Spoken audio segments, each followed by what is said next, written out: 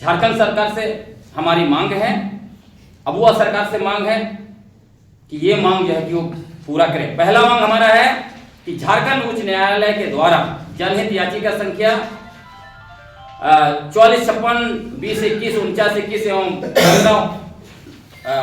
89/2021 के मामले में 29 जुलाई 2024 को राज्य सरकार को दिए गए परामर्श के आलोक में पेशा कानून 1996 के सभी 23 प्रावधानों के अनुरूप पेशा नियमावली बनाया जाए, या फिर जो नियमावली बनाया गया है उसमें समाहित करके जल्द से जल्द अनुसूचित क्षेत्रों में लागू किया जाए। आप असावधानिक तरीके से काम जारी नहीं कर सकते हैं।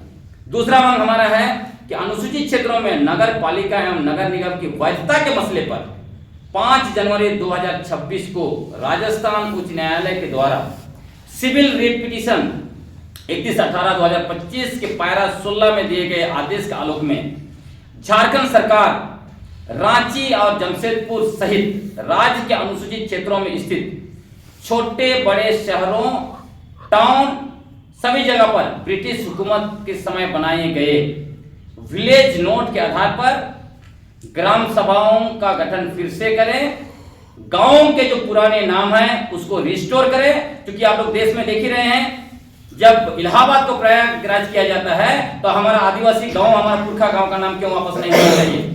और हत्थों मुंडा पहनों के अधिकार को पुनः बहाल किया जाए, और जितने भी इन शहरों में, रांची हो, जमशेदपुर हो, ऐसे शहरों में गैर कानूनी तरीके से हस्तांतरित गैर आदिवासियों को हस्तांतरित जमीन को वापस करने का ग्राम सभा द्वारा कार्रवाई शुरू किया जाए। इसलिए कि ये जो हाईकोर्ट जो है उसने स्पष्ट कहा है कि नगर पालिका अनुसूचित क्षेत्र में वैध है, लेकिन पेशा कानून वहां लागू रहेगा, और पेशा कानून का उपयोग करते हुए आदिवासी लोग अपना जमीन का संरक्षण करेंगे, रिस्टोर करेंगे। और इसमें मैं आपको उदाहरण दे देता हूं, जैसे रांची के पूर्वी क्षेत्र में मुंडा और भूमिज आदिवासियों के गांवों और जमीन पर बड़े पैमाने पर कुर्मी जातियों का कब्जा है।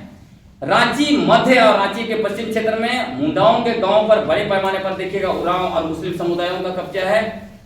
उसी तरह कोल्हान में आप चले जाइए, कोल्हान में सैकड़ों ऐसे गांव मिलेंगे जहां पर कुर्मी और जो दूसरे गैर आदिवासी हतु मुंडा बने हुए हैं। अगर सिमडेगा तरफ चले जाएंगे तो वहां भी सब मिलेगा आपको, खड़िया की जमीन और गांव पर दूसरे लोग आधिपत्य जमाए हुए हैं। इसलिए हमारा बहुत स्पष्ट मत है, जिनका गांव था विलेज नोट के आधार पर, जिन हतु मुंडाओं ने, जिन लोगों ने गांव बसाया है, उनको जो है कि हक दिया जाना चाहिए। यही जो है कि पेशा कानून की मूल भावना है। यदि कुर्मियों ने गांव बसाया, कुर्मियों को मिले, उरांव ने गांव बसाया, उरांव को मिले, मुंडा ने गांव बसाया, मुंडा को मिले। अगर खड़िया ने गांव बसाया है, खड़िया को मिले। अगर हो ने गांव बसाया है, वो हो को मिले, वहां का हाथू मुंडा वही होगा। और एक बात बार बार कही जा रही है भाजपा के द्वारा भी और मैडम निशा उरांव के द्वारा भी, कि हत्तू मुंडा जो है, ग्राम प्रधान जो है, वो कन्वर्टेड ईसाई लोग नहीं बन सकता बोलता है, क्योंकि वो पूजा नहीं कर सकते, वो झूठ फैला रहे हैं। हत्तू मुंडा जो होते हैं उन्होंने गांव बसाया है और पूजा पाठ के लिए वो लोग पहान रखते हैं। इसलिए यहाँ कोई धर्म का बात ही नहीं है, यहाँ पर सिर्फ आदिवासी समुदाय का बात है। इसको रिस्टोर किया जाए, ये हमारा मांग है। तीसरा मांग है, पेशा कानून 1996 के आलोक में राज्य के अनुसूचित क्षेत्रों में पारंपरिक ग्राम सभा एवं आदिवासियों के अधिकारों के संरक्षण हेतु सुप्रीम कोर्ट के द्वारा दिए गए Samatha judgment 1997, Niyamgiri judgment 2013, Wilkinson rule 1837, CNT act 1908, SPT act 1949, वन अधिकार कानून 2006 एवं राजस्थान उच्च न्यायालय की जो तत्कालीन आदेश जिसका मैंने जिक्र किया उसका सख्ती से लागू किया जाना चाहिए। चौथा मांग हमारा है कि पेशा कानून 1996 का धारा 3 में दिए गए अपवाद एवं उपंतरणों के आलोक में आदिवासी रूढ़ी प्रथा के संरक्षण हेतु राज्य के वैसे अनुसूचित क्षेत्रों में पंचायत चुनाव, पंचायत व्यवस्था न थोपा जाए जहां पहले से ही पारंपरिक स्वशासन व्यवस्था कायम है, बल्कि वहां ज्यूरी मॉडल को लागू करते हुए पेशा कानून 1996 की मूल भावना पारंपरिक ग्राम सभाओं को शासन की शक्ति और अधिकार प्रदान किया जाए। कि अभी पेपर वगैरह में आ रहा है कि पंचायत चुनाव होगा वगैरह वगैरह, ये तो हमारे लिए हमारा व्यवस्था जो खत्म हो जाएगा। इसलिए पारंपरिक स्वशासन व्यवस्था है उसको बरकरार रखने के लिए काम किया जाना चाहिए। सिर्फ ये बोलने से नहीं होगा कि ग्राम सभाओं को हम अधिकार दे रहे हैं, सशक्त कर रहे हैं। आप ना फाइनेंशियल अधिकार दे रहे हैं, ना उसको शासन की शक्ति और अधिकार दे रहे हैं, ना कार्यकारिणी बना रहे हैं। और जानते हैं हमारा ज्यूरी मॉडल को, इनको लगा कि ज्यूरी मॉडल तो बहुत बड़ा चैलेंज है, तो अबुआ सरकार ने बहुत ही चालाकी सतीरी गेम किया है। नियमावली आप उठा के देखिएगा, एक चैप्टर जो पिछला मैडम निशा उरांव का ड्राफ्ट था उसमें 8 समिति बनाने का उसमें व्यवस्था किया गया था। अभी का जो उन्होंने पारित किया उसमें 8 समिति को एकदम चैप्टर को ही हटा दिया, ताकि लोग ज्यूरी मॉडल को जाएगी मांग करेगा तो हम बोलेंगे तो यार तो समिति गठन करने का कोई बात ही नहीं है। तो सोच लीजिए कि कितना ज्यूरी मॉडल से अबुआ सरकार डरी हुई है। लेकिन हम लोग छोड़ेंगे नहीं, कोई भी ग्राम सभा पारंपरिक ग्राम सभा स्वीकार नहीं करेंगे इसको। अभी पारंपरिक ग्राम सभा समन्वय समिति के अध्यक्ष उस पर बात करेंगे।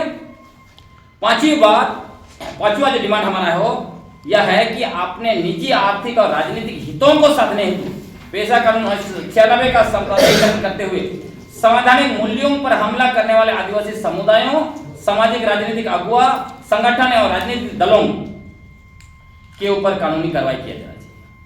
कहने का मतलब कोई भी नफरत ना फैलाए, क्योंकि आप जो है कि जो भी डिमांड कीजिए दिक्कत नहीं है।